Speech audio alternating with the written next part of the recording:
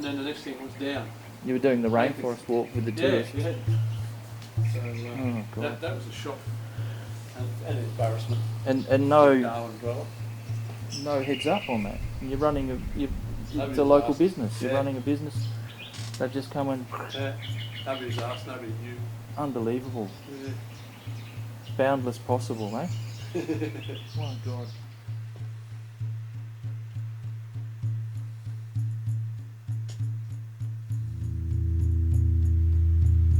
We always knew that the bush was just over there.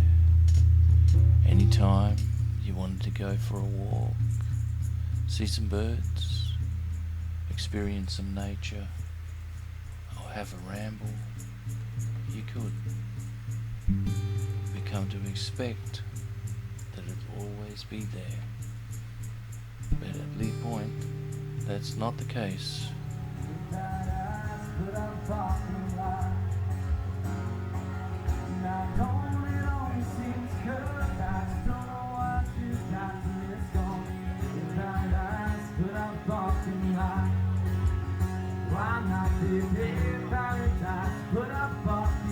A flock of endangered Gouldian finches moved into the Leepoint area. The endangered bird thrives in mature trees, making it a habitat in Leepoint, important for their survival. This area has always been a great area for finches and other birds. This is part of Leepoint Peninsula, and that gets about 80% of the bird species in Kakadu. So it's really been a rich, biodiverse area, and that's why it's really important to preserve it. I think there's been no reports done on public benefit, no discussion papers done on the public benefit of developing out here. Basically, going ahead, it's upwards of 400 million, which really hasn't demonstrated the public benefit. And we've asked consistently, both at the territory and federal level, for these reports on public benefit, but no luck so far. Lots of people involved. I was even told that you might have had Ray Martin out on one of those walks this morning. Well, that's true. You've heard right. Yes, we had a bit of a meeting. Ray was very interested, and he thought it was a great area. Short-sighted and irresponsible by the government to be doing this without a proper planning process. We're losing one of our treasured assets just through a simple lack of planning. Why we are allowing to be bulldozed something of great local and international value is beyond me. I think they're making similar mistakes to what other cities have made, where they've cleared large tracts of native vegetation and then put houses roof to roof, and then not allowed corridors between them. And they are heat sinks. They've shown that they are hotter climates, and so with climate change, they're going to have to consider putting trees back into them anyway. It's nice to have nice bush that's relatively close to a city, and I think cities need that, but they need to have wilderness around them that you don't have to drive for hundreds of kilometres to go and see. It's important to have wildlife around you. We do work with BBC, National Geographic, 30 years, more 40 years old. I'm what they call a fixer.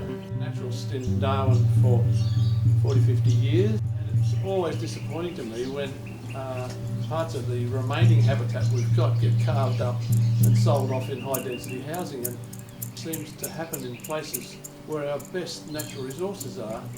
I'm not surprised that there's been a public backlash against the trashing of the lovely Leepoint natural environment there, those beautiful old woolly butt forests that hundreds of years in development go down in an afternoon in front of a couple of bulldozers.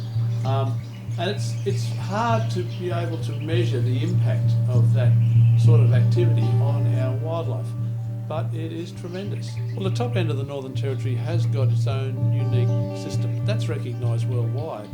People like the BBC Natural History Unit have made a number of top-rating documentaries here, and they're usually the people that are most surprised that we're allowing it to be sort of pushed over for financial benefit.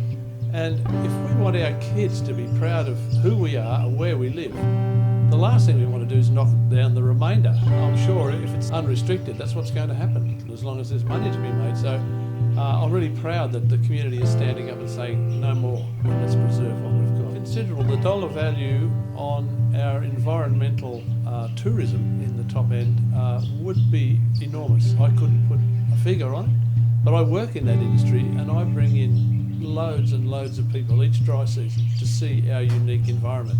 And we always start in Darwin. And until recently, Leepoint was the place to start because nice and close to their hotels and where they're staying. And so that's been a bit of an embarrassment to me that people who've come back a second time have gone, what's happened here? I think it is really important for the future of environmental tourism to make sure that we do have the remainder of our natural systems around us. It's really important for lots of reasons, even for our own human quality of life. We've got to keep these places and not knock them down.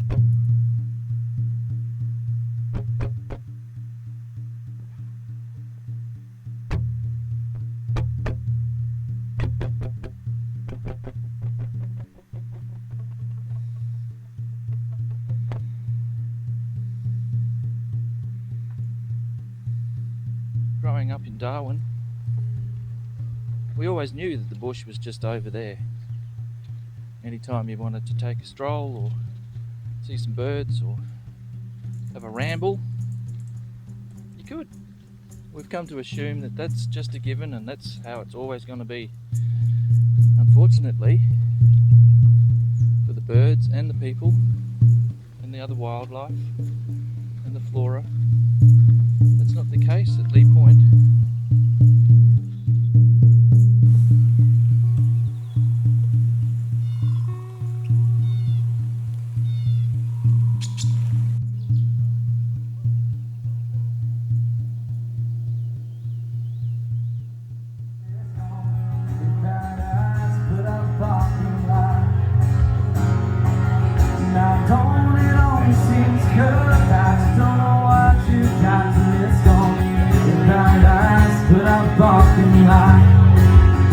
Why not live in paradise? Put a parking lot. Hey, now in paradise. Put a parking lot.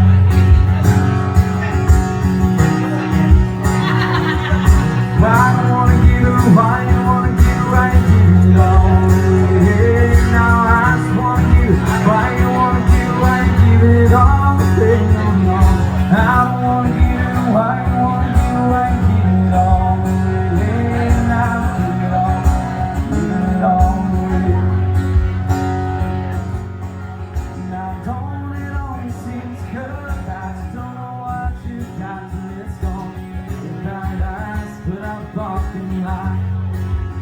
Why not live in paradise? Put a parking lot.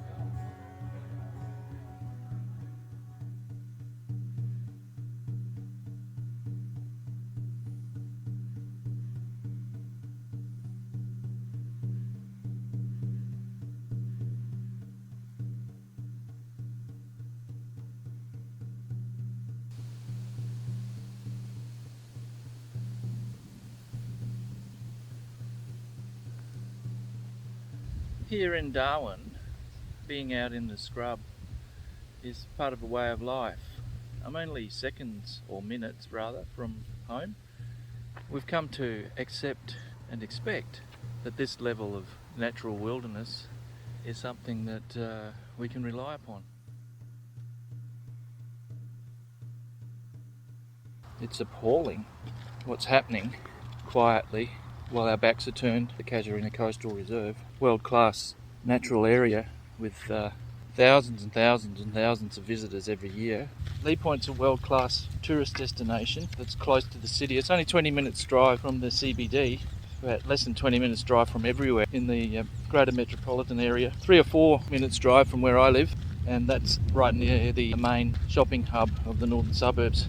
I happened to go down there the other day to learn how to fly my drone because it's outside of the flight paths of the planes. I was astonished at what I saw from a bird's eye view. Once you get past the roadside scrub, there's all sorts of clearing. Fence housing has cleared the land for breezes, and there won't be many breezes, I can guarantee that, unless they put more than just a doorway's width of chain mesh between the fences, between the crammed houses. Roof to roof, as people have described it, that are in Muirhead and Lyons. You can actually see from the air the vast difference in planning, overuse of space, not appropriate housing, cooling solutions for the tropics. The land is owned by the Federal Department of Defence, and the people doing the clearing and building at the top of that is the Defence Housing Australia, DHA. Why we are allowing to be bulldozed something of great local and international value is a mystery. It includes very close proximity to migrating seabird habitat, where the globally migrating seabirds stop for a feed, fatten up for the next part of the flight. There's some local rare species, the Gouldian finch being one of them, most colourful example that's quite popular and protected, has been paying a visit lately, getting a lot of public attention. We assume that this stuff's always going to be there, that it's just part of Darwin, it's part of the Darwin experience, that you're going to have bushland around you. Growing up in Darwin, we always knew that the bush was just over there. Anytime you wanted to take a stroll or see some birds or have a ramble, you could. We've come to assume that that's just a given and that's how it's always going to be.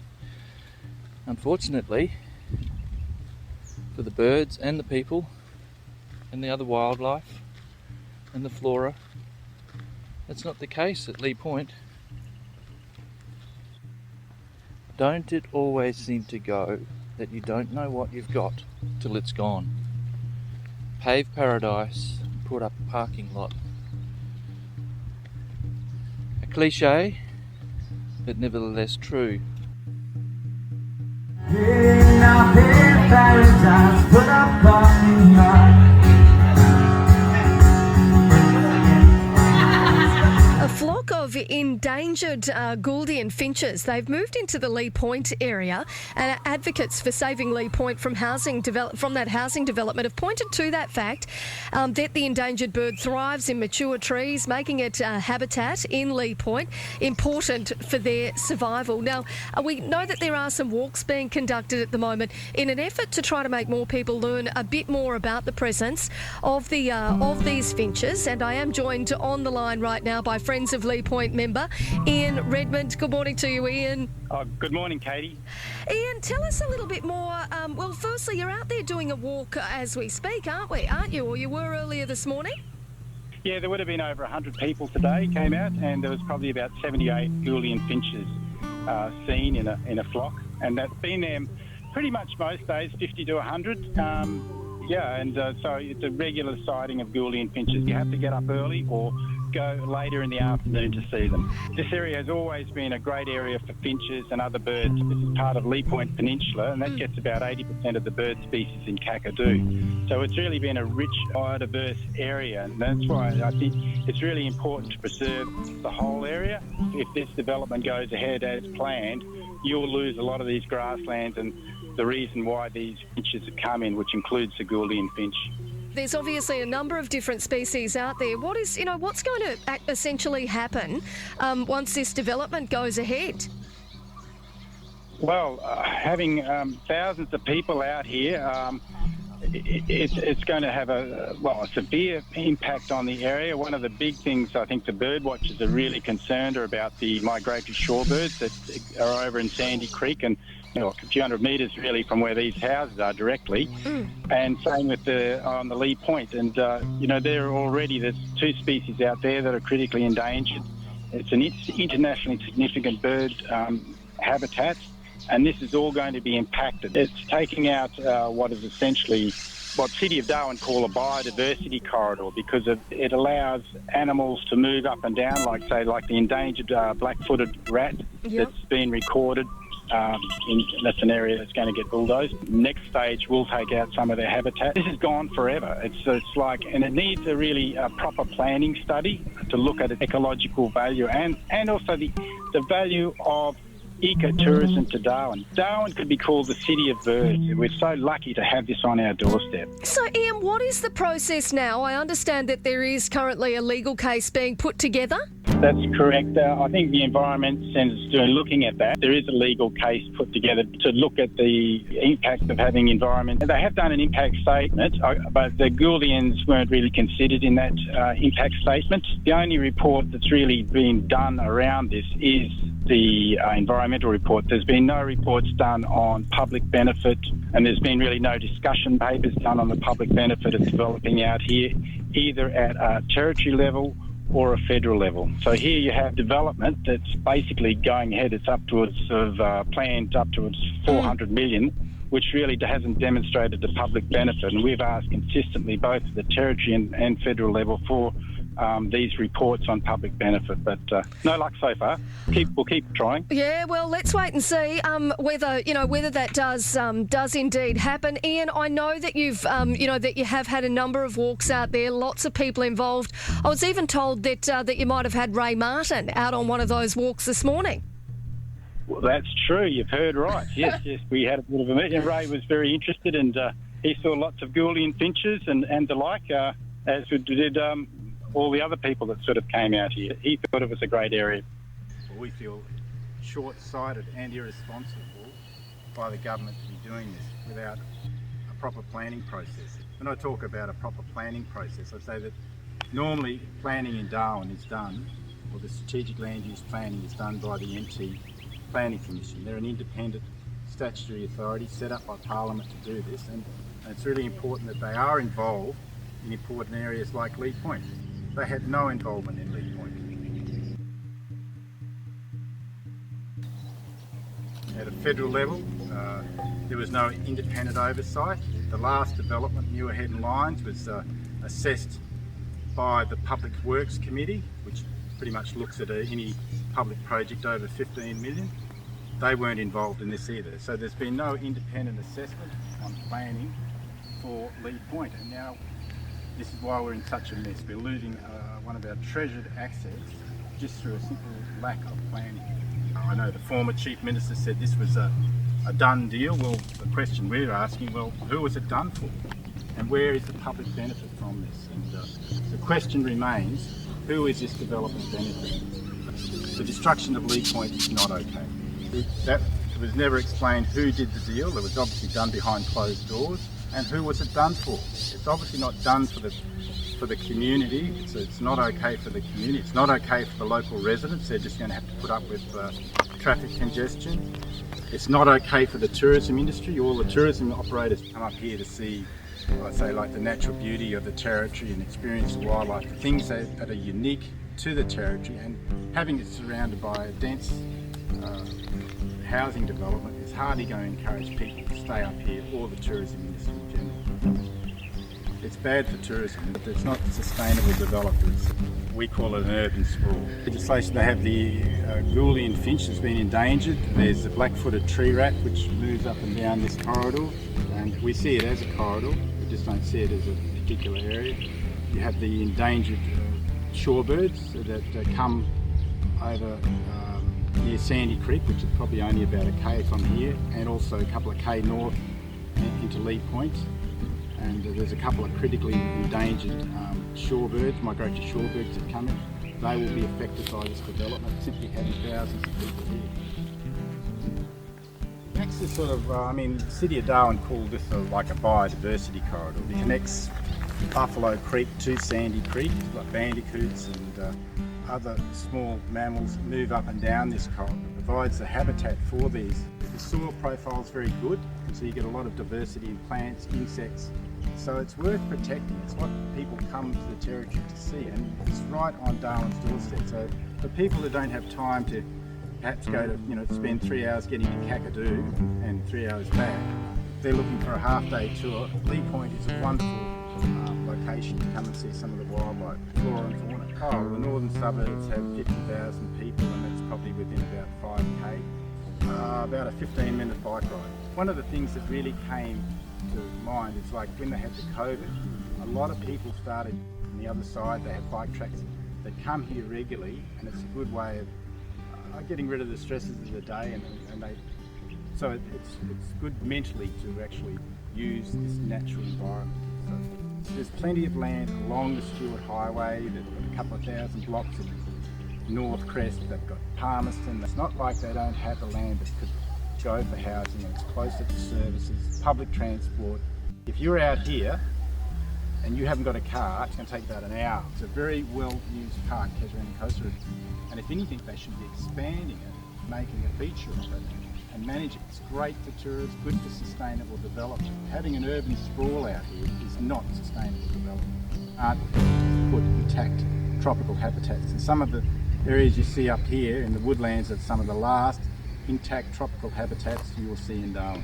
The City of Darwin released their Greening Darwin strategy, which was all about that. They support the strategy, and last October the City of Darwin called on the NT government to place a moratorium on land clearing at Leepoint.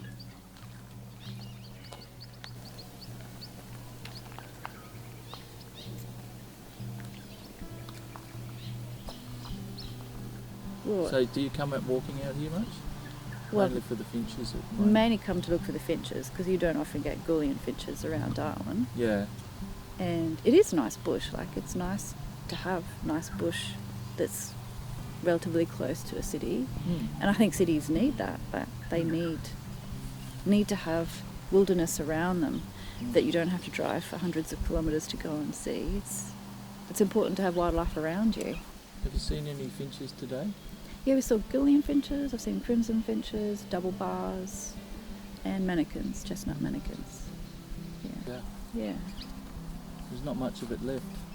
Well, it's dwindling. I think they're making similar mistakes to what other cities have made, where they've cleared large tracts of native vegetation and then put houses roof to roof and then not allowed corridors between them. And they are heat sinks. They've shown that they are hotter climates, and so with climate change they're going to have to consider putting trees back into them anyway.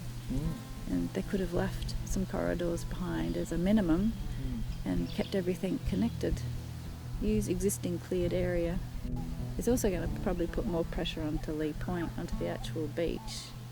You can already see that there's a lot more cars in the car park, and that's a sensitive area as well with the shorebirds. And yeah, they'll have to probably be more careful making sure that people don't take their dogs and disturb the shorebirds. The more people are living close to that, the more likelihood they're going to go and visit and maybe get the misunderstanding they can take dogs, and increase the impact on that conservation area as well. Yeah, it's very short-sighted.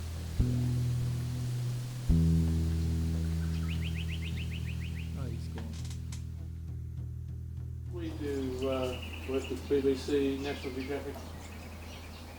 I've been in documentary making for 30 years, more 40 years probably, from the 80s. Right. I'm what they call a fixer. It's just something I started doing when I worked in Kakadu in the 80s and facilitating documentary rolling. Yep.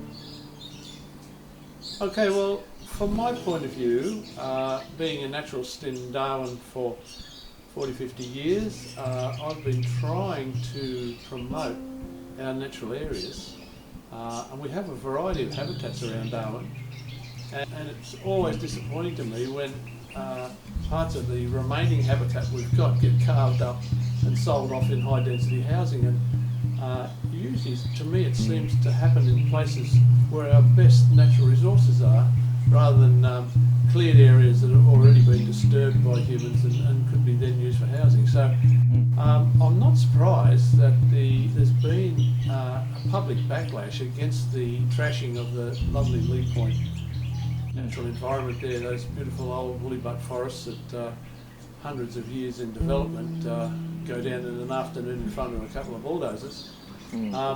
And it's hard to be able to measure the impact of that sort of activity on our wildlife, but it is tremendous. And I think I'm very pleased with the public response to that kind of activity now. It's very encouraging. People are appreciating the remainder of the natural environment around this town, and it's really important to the future of our town, not just for our kids growing up here and learning about the ecology, the special ecology of tropical Australia, but for the visitors who come here. Many of my visitors are nature people, and they're horrified to see bulldozers trashing the remainder of Darwin for high density housing projects. So it is really good to see the Leepoint project, the Save Leepoint project in action, and I'm personally impressed with the number of local residents who are against that kind of local environmental destruction. I like the combination of habitats we have around Darwin, from the coast into the mangrove systems, into our rainforest, which we call monsoon forest up here, and then into our paperbark swamps, which are the freshwater collection points, surface freshwater, and then back into our eucalypt woodlands. And fortunately at Leepoint we had a beautiful mature set of woolly butts and stringy barks, which formed this lovely old typically top-end forest. And for many, many years I took specialist groups of nature people into that area just for that fact that there's this beautiful old mature stand of eucalypts with a lot of our native birds in the background, and that just butts nicely onto monsoon forest, so you get some species of animals and birds and reptiles which utilise multiple habitats between day and night, or between one season and the next. And it's so disappointing to see that sort of area being knocked down. And it's virtually irreplaceable. You can't grow it again once you disturb that sort of thing. So good on the Leepoint people for fighting for the preservation of the remainder of the original Darwin habitat. Well, the top end of the Northern Territory has got its own unique systems, and that's recognised worldwide. So people like the BBC Natural History Unit have made a number of top-rating documentaries here, and they're usually the people that are most surprised that we're allowing it to be sort of pushed over for financial benefit. It is a shame, because we are unique in so many ways, not just in the birds that we can hear around us, but in the plants and the animals and the combination, the ecological combinations we've got here. And if we want our kids to be proud of who we are and where we live, the last thing we want to do is knock down the remainder. I'm sure if it's unrestricted, that's what's going to happen. It will continue to happen as long as there's money to be made. So I'm really proud that the community is standing up and saying no more, and let's preserve what we've got.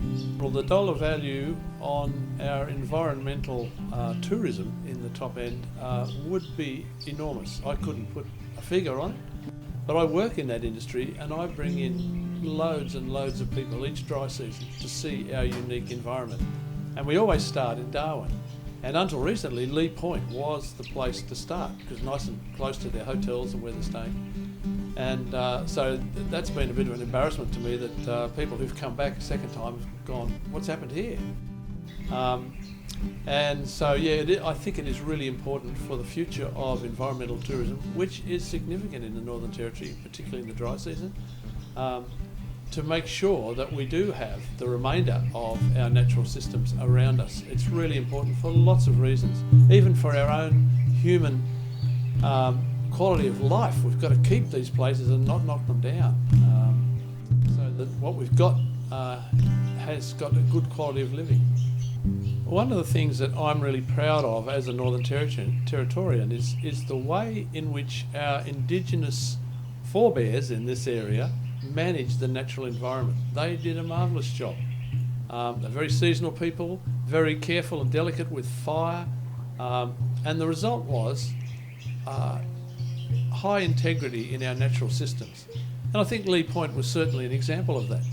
And in only a few years, when Europeans arrived in these places, the first thing we want to do is knock down the natural environment and replace it with something that suits us better. But in actual fact, the kind of housing that we're producing now is totally inappropriate. And I think we need to look back and have a look at how our Indigenous forebears in these areas manage these natural systems to the integrity that we inherited them with. So that's a point I think is very, very important. And also, in a situation like Leepoint, you've got a series of habitats from the coast to the inland, and they're really well preserved and in good condition. And I think we could maintain the remainder of that, knowing we've already lost a fair percentage of it already. We could retain what is left for that reason. It shows our kids and our community members the integrity of nature, how these habitats relate to each other and how birds and animals utilise those natural spaces. So for situations like Leepoint, we've got connection between all these different habitats. Unfortunately, we put roads through there and a lot of our wildlife gets killed by cars, and a lot of our small birds get hit by predators as they try to cross these road corridors and things. But apart from those, we do have some relatively intact habitats. Now what we've got to try and do is to preserve that, not cut it up into little islands where all the wildlife that lives in them is at risk and cannot be linked to the rest of their natural world. So again, I think as humans we've got to use a little bit more intelligence about how we do manage these situations, these remainder habitats that we've got left, and Leepoint is a classic example. That's your peaceful dove calling there. Okay. Now I personally live out on the outer edge of Darwin for the very simple reason that the natural environment comes right to my house. And I think suburban living has to be carefully done so that we don't exclude all the natural features that belong in our environment. So this kind of modern housing development does exclude not only wildlife, it excludes vegetation. So you end up with little concrete jungles or houses jammed together, not enough room to plant a tree.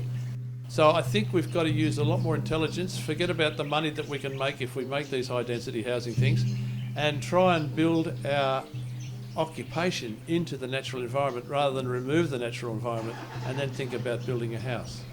One of the things that I like about Darwin is the fact that up until recently we have had a lot of natural vegetation and a lot of wildlife around us in suburbia.